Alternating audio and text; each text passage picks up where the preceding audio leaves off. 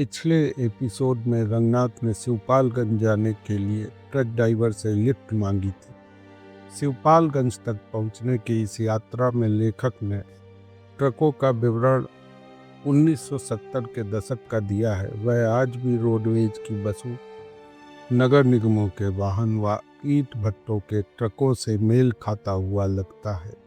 Truck वालों के चलाने का अंदाज का चित्रण व्यंग होते हुए भी सच्चाई की झलक दिखाता है। इसी तरह शिक्षा व्यवस्था पर व्यंग आज भी हमारे शिक्षकों को सही लगेगा कि जनगणना, पशुगणना, पोषण सर्वे, चुनाव कार्य आदि में शिक्षक का अधिकांश समय लग जाता है।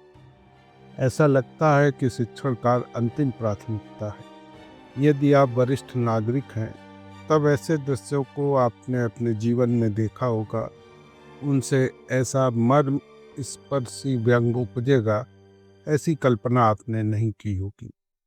तो आइए सुनते हैं रंगनाथ की शिवपालगंज की ट्रक यात्रा का विवरण। घर घरा कर ट्रक चला।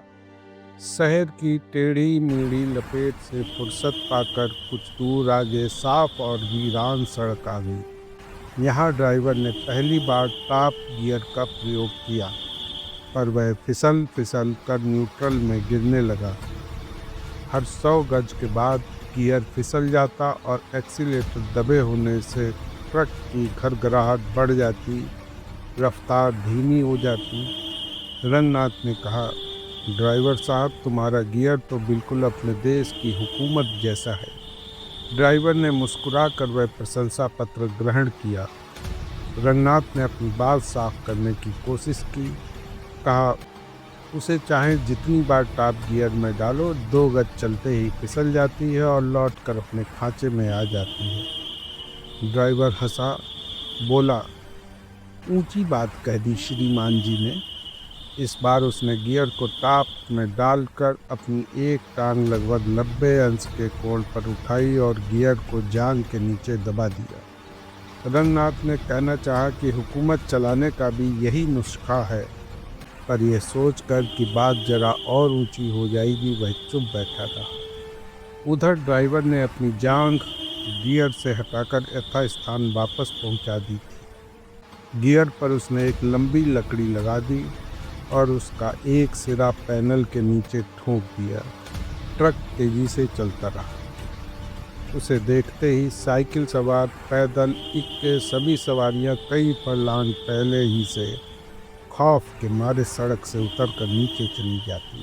जिस तेजी से वह भाग रही थी उससे लगता था कि उनकी निगाह में वह ट्रक नहीं है, वह आग की लहर है, बंगाल की खाड़ी से उठा हुआ तूफान है, जनता पर छोड़ा हुआ कोई बदकलाम अहलकार है, पंडारियों का गिरोह है। रंगनाथ ने सोचा, उसे पहले ये ऐलान करा देना चाहिए था कि अपने अपने जानवर और बच्चे घरों में बंद कर लो, शहर से अभी अभी एक ट्रक छूटा है। ड्राइवर ने पूछा, कहिए श्रीमान जी, क्या हालचाल है? बहुत दिनों बाद देहात की ओर जा रहे हैं। रंगनाथ ने शिष्टाचार की इस कोशिश को मुस्कुरा कर बढ़ावा दिया। ड्राइवर ने कहा, श्रीमान जी आजकल क्या कर रहे हैं? रंगनाथ ने कहा, घास खोद रहा हूँ। ड्राइवर ने एक्सीलेटर दबाकर हंसते हंसते बोला, क्या बात कही है, जरा खुलासा समझाइए। रंगनाथ बोला, कहा तो घास खोद रहा हूँ, इसी को अंग्रेजी में रिसर्च कहते हैं। पर साल एमए किया, इस साल से रिसर्च शुरू की। ड्राइवर ने खिड़की के बाहर थूक दिया और साफ आवाज़ में सवाल किया, आप सीआईडी में काम नहीं करते? रंगनाथ ने झुंझला कर कहा, सीआईडी? यह किस चिड़िया का नाम? वह सीआईडी वाली बात से उखड़ गया था। ड्राइवर ने पहले रबड़ वाला हॉर्न बजाया, फिर एक ऐसा हॉर्न बजाया जो संगीत के आरोह अवरोह के बावजूद बड़ा ही डरावना, पर उसके आगे चल रही बैलगाड़ियां अपनी राह चलती रहीं। ड्राइवर काफ़ी रफ्तार से ट्रक चला रहा था और बैलगाड़ियों के ऊपर से निकाल ले जाने वाला था, पर गाड़ियों के पास पहुंचते पहुंचते उसे शायद अचानक मालूम हो गया कि वह ट्रक चला रहा है, हेलीकॉप्टर नहीं। उसने एकदम से ब्रेक लगाया, पैनल से लगी हुई लकड़ी नीचे गिरा दी, गियर बदला और बैलगाड़ियों को लगभग छूता हुआ उनसे आगे निकल गया। आगे जाकर उसने घृणापूर्वक रंगनाथ से कहा, सीआईडी नहीं हो तो तुमने ये खद्दर क्यों डांट रखा है जी। रंगनाथ इन हमलों से लड़खड़ा गया था, पर उसने इस बात को मामूली जांच पड़ताल का सवाल मानकर सरलता से जवाब दिया, खद्दर तो आजकल सभी पहनते हैं। ड्राइवर ने कहा, अजी कोई तुक्का आदमी तो नहीं पहनता है। कहकर उसने दोबारा खिड़की के बाहर थूका और गियर को टॉप में डाल दिया। रंगनाथ का पर्सनैलिटी कल्ट समाप्त हो गया। थोड़ी देर वह चुपचाप बैठा रहा, बाद में मुंह से सीटी बजाने लगा। ड्राइवर ने उसे कोहनी से हिलाकर कहा, देखो जी चुपचाप बैठे रहो, ये कीर्तन की जगह नहीं है। रंगनाथ चुप हो गया। तभी ड्राइवर ने झुंझला कर कहा, यह गियर बार बार फिसल कर न्यूट्रल में ही घुसता है, देख क्या रहे हो, जरा पकड़े रहो जी। थोड़ी देर में उसने दोबारा झुंझला कर कहा, ऐसे नहीं, इस तरह दबाकर ठीक से पकड़े रहो।